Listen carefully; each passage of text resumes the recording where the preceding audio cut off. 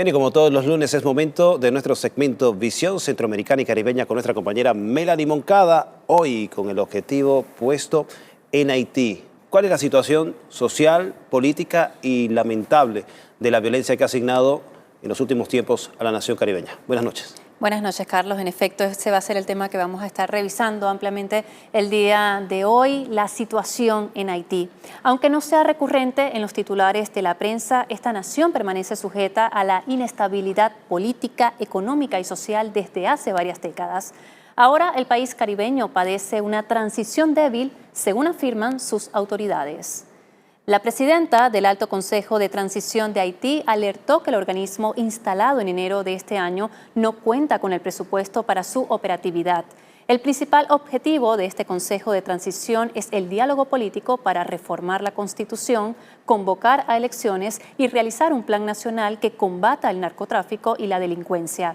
Pero según la funcionaria, la tarea es imposible si el Estado y la sociedad civil no colaboran financieramente con el Consejo Transicional. En torno a este caso, el pasado 9 de marzo, el subsecretario de Estado estadounidense Brian Nichols declaró que Washington se compromete con el Alto Consejo de Transición haitiana, pero que es necesario el aporte del sector privado de la isla. Estados Unidos va a entregar $60 millones en ayuda para Haití, según informó el alto funcionario estadounidense. Pero mientras los discursos afirman buenas intenciones, la realidad es muy dura. En los últimos 5 años, los estudiantes haitianos han perdido al menos un año escolar completo, según informó el ministro de Educación Nesmi Manigat. Adicionalmente, el ministro señala que son 190 días sin actividad educativa por violencia en el país durante el lustro. La tregua entre pandillas se concretó luego de 2 semanas de fuertes enfrentamientos en la capital de Puerto Príncipe. Al menos 70 muertos se registran desde el 28 de febrero, cuando inició la violencia de los grupos criminales.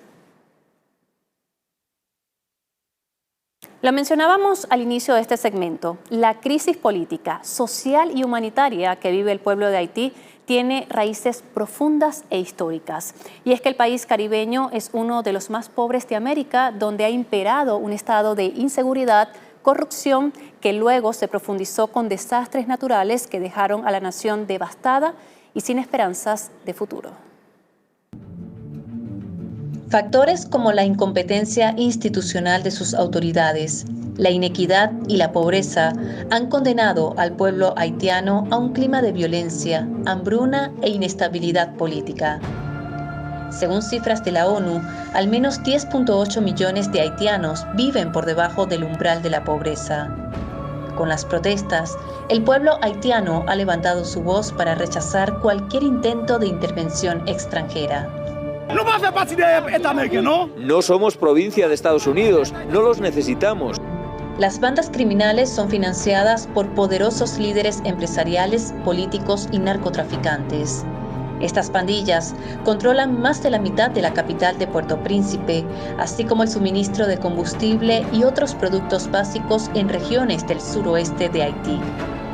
Al menos 4.7 millones de haitianos padecen de inseguridad alimentaria, según Naciones Unidas. Tuve que dormir en la calle, volví esta mañana y veo que las cosas siguen igual. No tengo a dónde ir, no tengo a dónde ir. En este país no hay autoridad. Cuando bandas armadas dicen que van a hacer algo, lo hacen. Anuncian protestas y las hacen. Anuncian cortes de carretera y los hacen. ¿Quién puede ayudarnos? Solo Dios. Mercenarios colombianos y estadounidenses asesinaron al presidente Jovenel Moïse el 7 de julio de 2021, lo que profundizó la inestabilidad social y política en el país caribeño. Sois monstruos, no tenéis soluciones. Vosotros trajisteis el caos y las bandas. Queremos proclamar la muerte de la democracia y también del alma del país, donde muchos y muchas ciudadanas del país están muriendo por la violencia y hoy es el presidente del país. A un mes del asesinato del presidente haitiano, El 14 de agosto de 2021, un terremoto de magnitud 7.2 sacudió Haití. Dejó más de 2.200 muertos, acentuando la crisis humanitaria. La anarquía reinó y los grupos criminales tomaron el control del combustible y la distribución de alimentos, paralizando la vida de los ciudadanos. De acuerdo a un reciente informe de las Naciones Unidas, el creciente tráfico ilegal de armas y drogas ha agravado los problemas de seguridad en el país caribeño. La ONU destaca que las cifras de homicidios registradas en el 2019 se duplicó en el 2022, llegando a más de 2.000 muertes violentas en un solo año. Mientras que el secuestro, modalidad bastante utilizada por las pandillas, aumentó más de 16 veces en el 2022 comparado con el 2019. Y en este caos que venimos reseñando, las bandas delincuenciales han tomado terreno, alcanzando niveles peligrosos para la gobernabilidad de la nación caribeña. La violencia y el control que ejercen las pandillas en Haití registran un aumento alarmante en los últimos meses. Muchas escuelas, negocios e incluso hospitales han tenido que cerrar a causa de la violencia. Unas 9.000 personas han tenido que huir y buscar refugio temporal. Los albergues, gestionados por el gobierno u organizaciones internacionales, no dan abasto. Naciones Unidas registró casi 190 muertos entre el 24 de abril y el 16 de mayo entre civiles y miembros de pandillas. Más de 100 heridos y 50 personas secuestradas. Estos grupos armados han tomado el control de los barrios, recursos, así como los servicios vitales de la nación, lo que obliga a los ciudadanos a desplazarse hacia otros municipios o huir hacia República Dominicana, Cuba, Puerto Rico o Estados Unidos. Seguimos viendo personas desplazadas, mujeres, niños, ancianos, personas con discapacidades. Viven en condiciones muy precarias y es extremadamente difícil buscarles una solución. Jimmy Cherizier, un ex policía conocido como Barbecue, se ha convertido en el líder de la pandilla más influyente en el país caribeño. Se trata del grupo armado G9 en Famille Alliée. G9 Alfamí, que traducido al español del criollo haitiano significa el nueve familias y aliados o familias unidas. Esto congrega a las 9 bandas más destacadas de Haití, no necesariamente tienen que ser las más criminales. Asimismo, otras pandillas peligrosas identificadas como Vitelón y 400 Magusu mantienen en permanente zozobra al pueblo haitiano, porque controlan el contrabando de combustible, alimentos y armas. Esos son más terroríficos, son mucho más violentos. Inclusive ahí ellos usurpan las funciones del Estado haitiano, llegando hasta cobrar impuestos a las empresas locales. Como catástrofe humanitaria ha denominado la ONU la situación que vive el pueblo haitiano.